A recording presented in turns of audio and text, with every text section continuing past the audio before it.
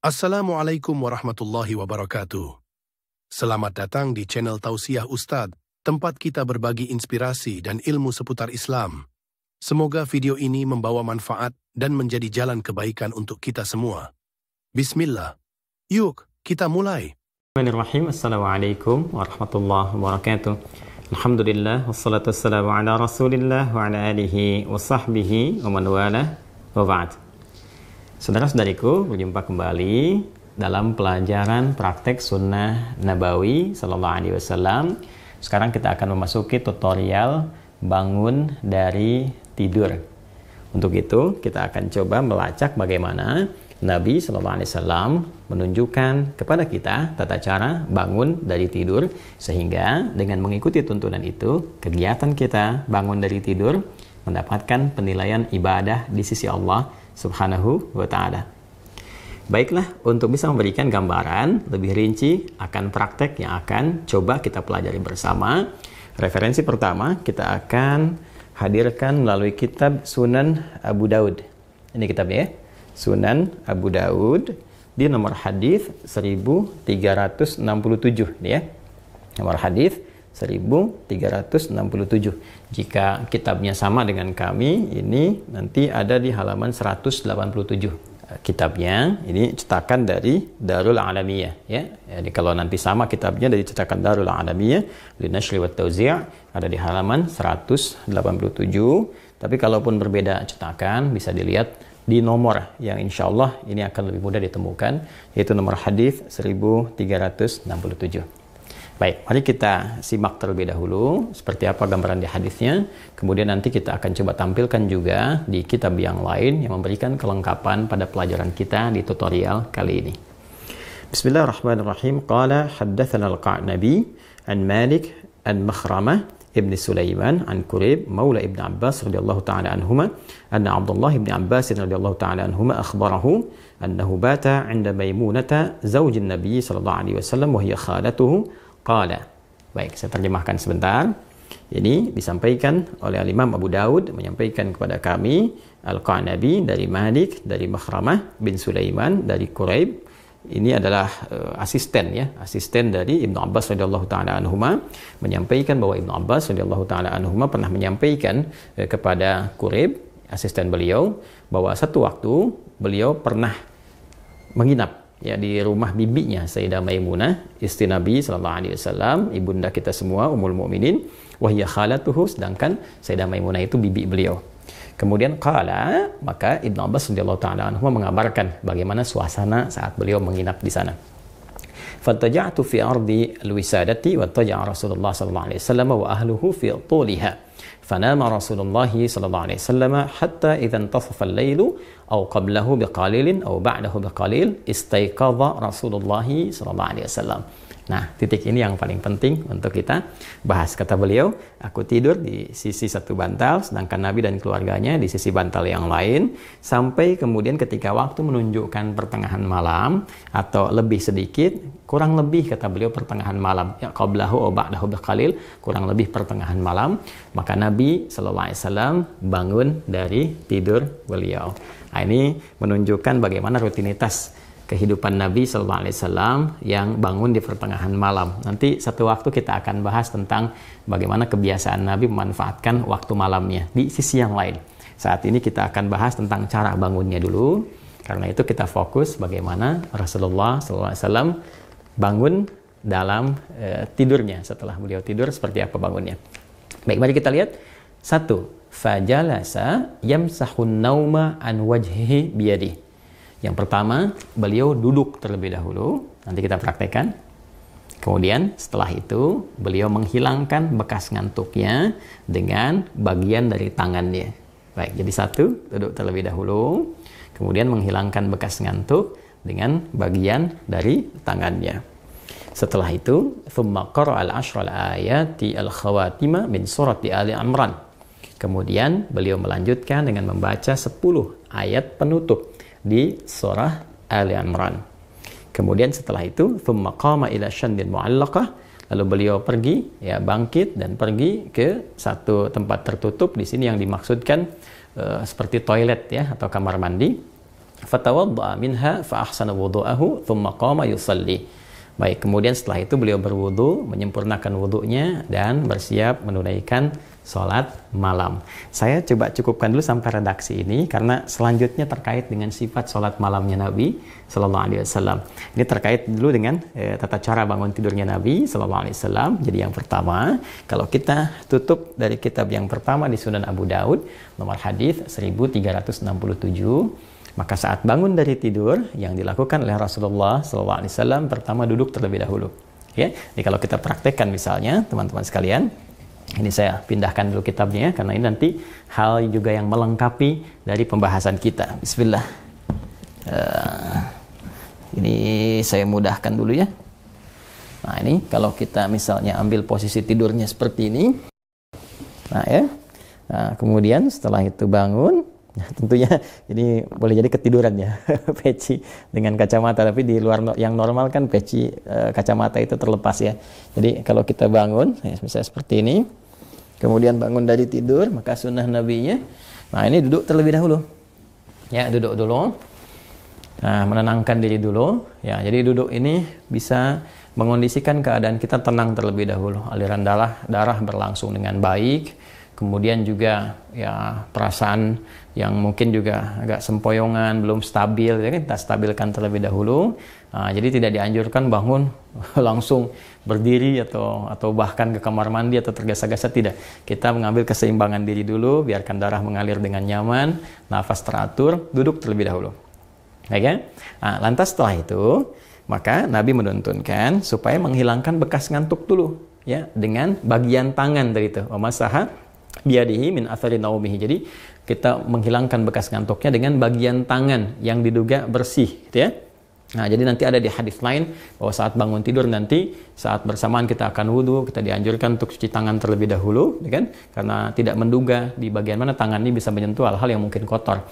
Tapi kita bisa menilai dan menduga dengan kuat di bagian tangan mana yang sekiranya bersih untuk kita gunakan untuk menghilangkan bekas ngantuk. Misal seperti ini, gitu kan? Nah, atau kalau kita duga baik, bersih, kita gunakan seperti ini juga. Nah, apa tujuannya? Pertama, untuk membangun kesadaran terlebih dahulu. Ya, sebelum kita berdoa atau sebelum membacakan ayat-ayat atau kalimat thayyibah, supaya doa yang dibacakan, ayat-ayat Quran yang dibacakan, kemudian nilai-nilai spiritual yang dimohonkan kepada Allah itu tersambungkan dengan khusyuk. Ya, bisa khusyuk, bisa benar, terasa dalam jiwa. Karena beda rasanya ketika Anda bangun tidur masih ngantuk berdoa misalnya. Doa bangun tidur gitu kan, atau baca beberapa ayat dari Al-Quran, itu rasa kejiwanya akan berbeda dibandingkan ketika Anda menghilangkan rasa kantuk, ya, kemudian sudah mulai agak fokus, sudah lebih baik, ya. Kadang-kadang kan ada yang baru begini, bangunnya jam 3 kan, tapi yang begini, tiba-tiba lihat jam, udah jam 4, ternyata 1 jam nggak sadar begini kan. Nah, karena itu tidak dalam jeda yang lama, nggak pakai lama, jadi duduk, kemudian hilangkan bekas ngantuknya, seperti ini, ya, bisa demikian. Setelah kita duga cukup baik, kita hilangkan bekas ngantuk, maka di Sunan Abu Daud tadi menunjukkan kepada kita membaca 10 ayat penutup di surah Ali Imran. Ya, kalau asyarat itu bisa berarti 10 pas atau 10 bisa lebih dikit. Ya, seperti Al-Arba'in An-Nawawiyah itu kan kalau diterjemahkan 40-an bukan 40 pas. Ya, karena di situ ada 42 hadis walaupun kita sebutnya arba'in. Di asyarat di sini bisa juga diartikan misalnya 10 lebih sedikit, atau misalnya kita ambil 11 lah ya, dari ayat 190 misalnya sampai dengan ayat ke-200.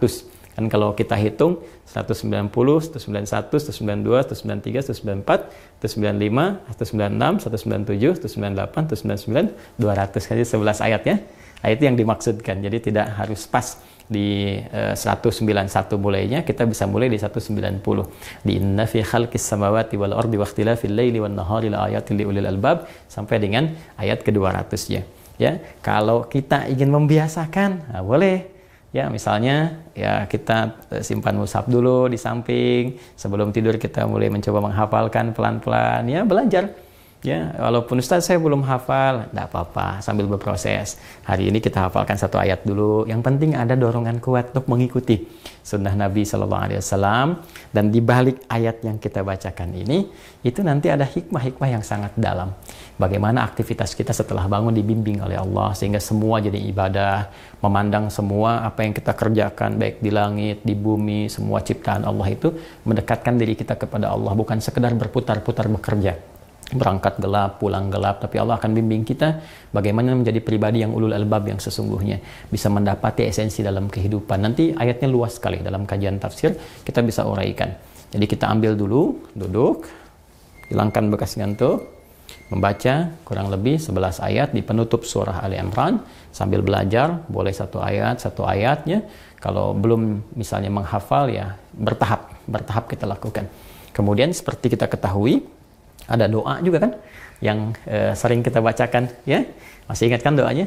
Alhamdulillahilladzi ahyana ba'dama amatana wa ilaihin nusyur. Nah, itu doanya ada di kitab Sahih Al-Bukhari. Nah, ini ya.